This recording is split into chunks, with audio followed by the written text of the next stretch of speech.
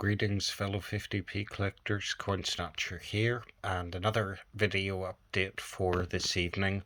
So the last video update was the Isle of Man Viking ship 50p, and keeping the theme with the Isle of Man but switching over to the Christmas themed coins. They've released these coins every year from 1980 to 2016. And this is tray 1 out of 3 trays that have the Isle of Man coins. The coins come with various different die marks on them and various different qualities as well. The first year of release was 1980, and there's 7, 14, 15, 16 different versions of this coin and counting to collect. However, we're missing some of the important coins from this run: the 1980 AC die mark, the BD die mark, the Stateless Mule 50p, and the BF die mark 50p.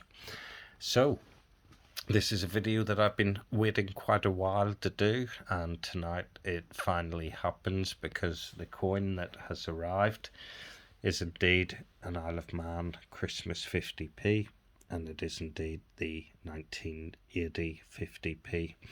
So if we open this little card up, you get a little COA inside it, which just tells you that there's an edition limit of 30,000, and it's a diamond finish coin, similar to a proof coin from the Isle of Man, or from UK.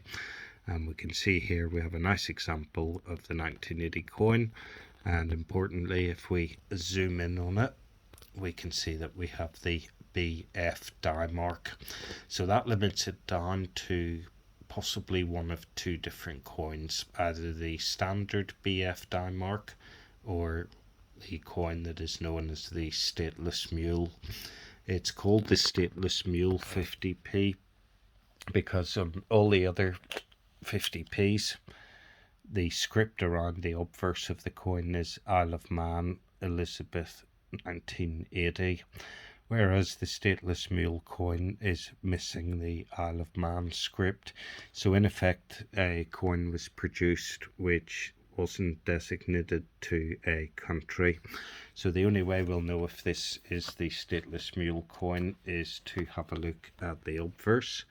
And if we have a look, we can see it says Elizabeth II. It doesn't say Isle of Man. So this is in fact the Stateless Mule coin. Definitely one of the more expensive coins to get in the Christmas series of 50p's. Possibly the most expensive one. Also one of the hardest ones to find. And when these coins do come up for sale, they're certainly not inexpensive. So we paid the money, we got the card. Unfortunately, as with the majority of these Christmas cards, over the year the glue dries out and it turns yellow. So before the coin had arrived, I had decided that if the glue had dried out and basically the card was falling apart, which it is, I would take the coin out and it would go in the capsule here. If the packaging had been in good condition, then it was going to stay in the card and keep it as is.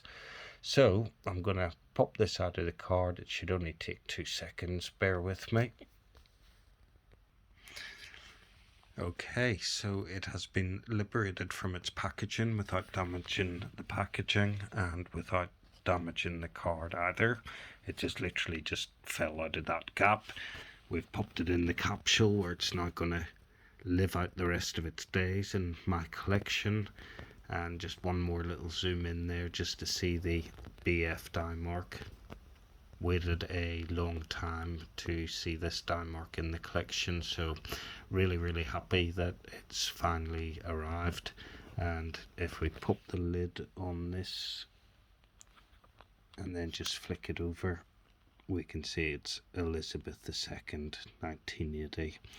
So just for comparison, again, that's what the coin should say on the obverse of it, and this is what the Stateless Mule says. So it's a great coin to have in the collection. Very happy indeed that finally managed to pick one up. Didn't have to pay too exorbitant a price for it either. In terms of these 50p's, I think it was actually quite good value. So we've got one more which goes in the collection here, and now we just need a ACBD and the regular BF die mark. But there we go for tonight. That's probably one of the most important additions, if not the most important addition, to the Isle of Man Christmas 50p collection. That's it for now. Peace and love. Coin Snatcher out.